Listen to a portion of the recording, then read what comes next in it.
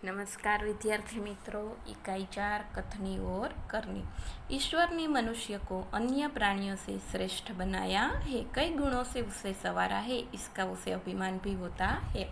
यानी कि ईश्वर છે તેમણે મનુષ્યને બધા પ્રાણીઓમાં શ્રેષ્ઠ બનાવ્યા છે, तो તેમને એનું અભિમાન પણ છે। परंतु स्वयं को गुणों की खान समझने वाला व्यक्ति कई बार ऐसे कार्य करता है जिन्हें वह गलत बताता है।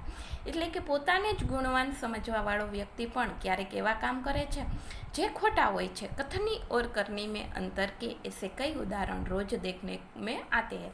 कथनी यानी कि जो कहता कुछ है और करनी यानी कि जो करता कुछ है। એટલે કે તેવા આપણે રોજ કેટલાય ઉદાહરણો જોવા મળે છે। बस्ती के बीच सरकार ने पार्क बनाने की जगह छोड़ रखी थी। बरसात के मौसम में मोहल्ले के एक सज्जन को उसमें फूलों के पौधे लगाने की सूझी। बात अच्छी थी। એટલે કે વસ્તીની વચ્ચે સરકાર છે તેણે બગીચો બનાવવા માટે થોડીક જગ્યા છોડેલી હતી, પણ તે મોહલ્લાના એક વ્યક્તિને ત્યાં પૌધે યાની કે છોડ લગાવવાનું सूझ्યું અને તેણે ત્યાં લાઈનમાં છોડ लगाव्या। कतार से उन्हें रोपा, देखभाल की, पौधे बड़े हो गए। એટલે કે લાઈનમાં તેણે છોડ લગાવ્યા અને તેની ખૂબ સંભાળ રાખી અને છોડ મોટા થઈ ગયા। कुछ दिन बाद फूल खिलने लगा, पार्क अच्छा लगने लगा, मोहल्ले के लोग सुबह शाम पार्क में टहलने लगे।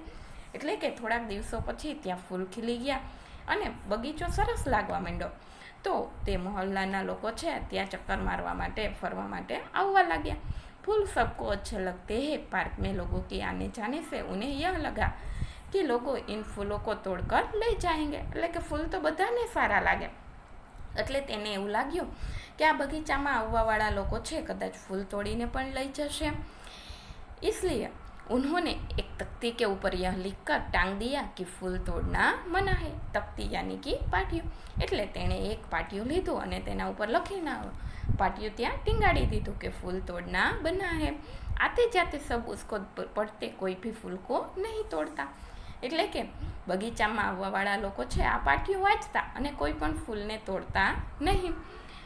पर मजे की बात तब सामने आई जब लोगों ने तख्ती वाले सज्जन को बड़े सवेरे जल्दी जल्दी फूल तोड़ते देखा। એટલે કે મજાની વાત તો એ છે કે જેમણે પાટિયું જ લગાવ્યું છે તે જ વ્યક્તિ છે સવારમાં બગીચામાંથી ફૂલ તોડતા હતા અને લોકો તે જોવે છે। પૂજા કે લીએ તોડ રહા હો, એટલે તે વ્યક્તિ પછી બધાને તેની સામું જોવે એટલે કહે છે કે પૂજા માટે તોડું છું। दूसरा, बसों में लिखा होता है धूम्रपान करना निषेध है। एक बार यात्रा करते हुए देखा कि एक यात्री ने बीड़ी जलाई और पीने लगा। बसમાં લખ્યું હોય છે કે ધૂમ્રપાન કરવાની મનાઈ છે। એકવાર એક યાત્રી છે, મુસાફર છે, તે બીડી પીવે છે। उसे देखकर कंडक्टर ने कहा, એટલે તે જોઈ અને કંડક્ટર બોલે છે, भाई साहब बस में बीड़ी सिगरेट पीना मना है। भाई साहब बसમાં बीड़ी पीवानी मनाई છે। उसने जलती बीड़ी खिड़की से बाहर फेंकवा दी। એટલે કે તે ભાઈને તેણે बीड़ी છે બસની બહાર ફેંકાવી દીધી। थोड़ी देर बाद कंडक्टर ड्राइवर के केबिन में जाकर बैठा, सिगरेट जलाई और दोनों पीने लगे। થોડા સમય પછી કંડક્ટર છે તે ડ્રાઈવરની કેબિનમાં જાય છે અને બંને છે બીડી પીવા લાગે છે। एक दूसरे यात्री ने यह देखा तो वह लिखा वाक्य की तरफ इशारा करते हुए कंडक्टर से कहने लगा। એટલે કે એક બીજો યાત્રી આ જોવે છે ત્યાં જે વાક્ય લખેલું હોય તેની તરફ ઇશારો કરી તે કંડક્ટરને કહે છે, भाई साहब बस में सिगरेट पीना मना है। એટલે કે भाई साहब बस में लिखा है सिगरेट पीवानी मनाई છે। इस पर कंडक्टर ने शीघ्र बोल उठा।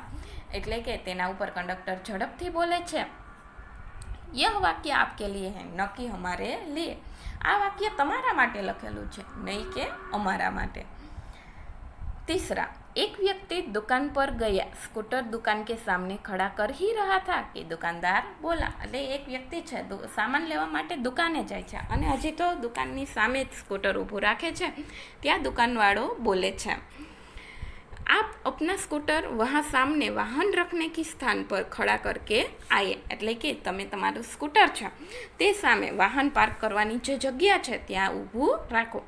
मुझे ज़्यादा समय तक थोड़े ही रुकना है, मैं तो सामान लेकर अभी चला जाऊँगा। मारे અહીંયા જાજો સમય થોડી ઊભું છે, હું તો સામાન લઈ હમણાં જતો રહીશ। पर दुकान के सामने बीच सड़क पर स्कूटर खड़ा रखना कोई ठीक बात नहीं है. દુકાનની સામે સડક ઉપર સ્કૂટર ઊભું રાખવું કોઈ સારી વાત છે નહીં. એટલે તે વ્યક્તિ ત્યાંથી સ્કૂટર લઈને જતો રહે છે. सज्जन ने स्कूटर वाहन खड़ा करने के स्थान पर ले जाकर खड़ा किया और वापस आकर सामान खरीदने लगा. જે વ્યક્તિ હોય છે તે સ્કૂટર પાર્કિંગની જગ્યામાં ઊભું રાખીને આવે છે અને સામાન લેવા લાગે છે. इतने में स्कूटर लेकर दुकान पर एक लड़का आया. स्कूटर दुकान के सामने खड़ा करके वह दुकान के अंदर चला गया. એટલી જ વારમાં દુકાન ઉપર એક છોકરો આવે છે. જે છોકરો સ્કૂટર છે રસ્તા ઉપર જ ઊભું રાખી અને દુકાનની અંદર જતો રહે છે.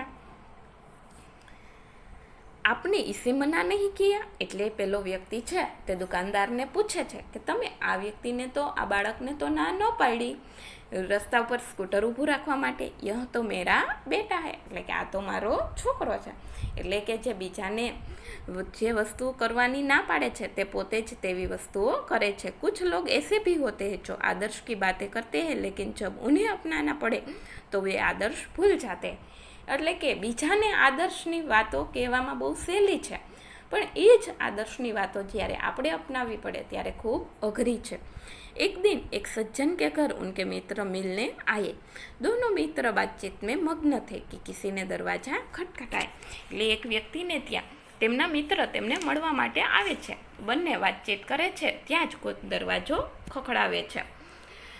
उन्होंने खिड़की से झांक कर देखा. बाहर मकान मालिक खड़ा था जो पिछले 4 माह का किराया मांगने बार बार आ रहा था. તેણે ખિડકીમાંથી જોયું તો બહાર મકાન માલિક હતા જે પાછળના 4 મહિનાનું ભાડું લેવા માટે આવતા હતા. ઉन्होंने अपने बच्चे को समझाकर बाहर भेजा. તેણે પોતાના બાળકને સમજાવ્યો અને બહાર મોકલ્યો. जब बच्चा बाहर गया तो मकान मालिक ने उससे कहा.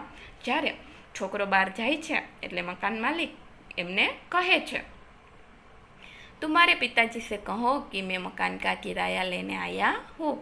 એટલે તારા પિતાજીને કે હું મકાનનું ભાડું લેવા માટે આવ્યો છું. પિતાજીને કહા હે કે વે ઘર પર નહીં હે. બાળક એને જવાબ આપે છે કે પિતાજીએ જ કીધું છે કે તે ઘર પર નથી. बच्चे की बात सुनकर मकान मालिक हंसने लगा. घर में बैठे मित्र के चेहरे पर मुस्कान आ गई जिसे देखकर वे सज्जन पानी पानी हो गए. બાળકની વાત સાંભળી અને મકાન માલિક હસવા લાગે છે અને ઘરમાં બેઠેલા તેમના મિત્રો પણ હસવા લાગે છે. આ જોઈ અને તે વ્યક્તિ શર્મિંદા થઈ જાય છે. एक सज्जन ने अपने पोते को यह सिखाया था कि हमें कभी किसी काम को गलत ढंग से नहीं करना चाहिए. एक व्यक्ति છે પોતાના પૌત્રને એ શીખવાડે છે કે આપણે કોઈ કામ છે ખોટા તરીકેથી કરવું જોઈએ નહીં. સદા આપની બારી કી પ્રતીક્ષા કરવી चाहिए. એટલે કે આપણે તે કામ સાચા અર્થમાં જ કરવું જોઈએ. હંમેશા આપણા વારાની પ્રતીક્ષા યાની કે રાહ જોવી જોઈએ. बिल जमा करने वालों की लंबी कतार देखने वे कोई उपाय सोचने लगा. એટલે કે તે વ્યક્તિ છે એકવાર બિલ જમા કરવા માટે જાય છે ત્યાં લાંબી લાઈન જોઈ અને તે કાંઈક युक्ति सोचवा लागे છે. उन्होंने खड़े हुए लोगों को ध्यान से देखा. आगे ही एक परिचित व्यक्ति खड़ा दिखाई दिया. वे तुरंत उसके पास गए. એટલે કે તે જાય છે અને ત્યાં ઊભેલાને લાઈનમાં ધ્યાનથી જુએ છે અને તેમને એક કોઈ ઓળખીતું જોવા મળે છે અને તેને કહે છે કે બેટા ये बिल तुम घर पर ही भूल आए, लो इसको भी जमा कर दो. એટલે તે ઓળખીતા વ્યક્તિને કહે છે કે બેટા આ બિલ તો તું ઘરે જ ભૂલી ગયો હતો, એટલે આને પણ જમા કરાવી દે. वह व्यक्ति कुछ बोले उससे पहले ही बिल व राशि उसके हाथ में थमा दी और एक तरफ जाकर खड़े हो गए. એટલે કે તે વ્યક્તિ છે કાંઈ બોલે તે પહેલાં જ પૈસા અને બિલ છે તેમના હાથમાં આપી દીધું. પોતા બાર બાર કહેને લગા. એટલે કે જેમ તેમનો પૌત્ર હતો, પૌત્ર યાની કે પુત્રનો પુત્ર, તે એમને વારંવાર કહે છે દાદાજી લાઈન में लगिए ना, दादाजी लाइन में लगिए ना. એટલે તેને કહે છે કે દાદાજી લાઈનમાં ઊભા રહ્યો ને. उसकी बात सुनकर लोग हंसने लगे. कई लोग ऐसे होते हैं जो आदर्श की बातें तो करते हैं पर उन्हें अपनाते नहीं. इस प्रकार का आचरण अच्छा नहीं. એટલે કેટલાક લોકો એવા હોય છે કે જે આવી આદર્શની વાતો તો કરતા હોય છે, જે બીજાને શીખવાડતા હોય પણ પોતાના આચરણમાં ક્યારેય તે अपनावता હોય नहीं, એટલે કે પોતે ક્યારેય અમલ કરતા હોય નહીં. ऐसा आचरण करने वाले को कभी सम्मान नहीं मिलता, એટલે કે જે આવું આચરણ કરતા હોય તેને ક્યારેય સન્માન મળતું નથી. वे हंसी के पात्र बनते हैं, इसलिए हमें कथनी और करनी में सदैव समानता रखनी चाहिए. એટલે કે આપણે કહેવામાં અને કરવામાં હંમેશા સમાનતા રાખવી જોઈએ. हो कथनी करनी एक समान जग में मिलता तब सम्मान.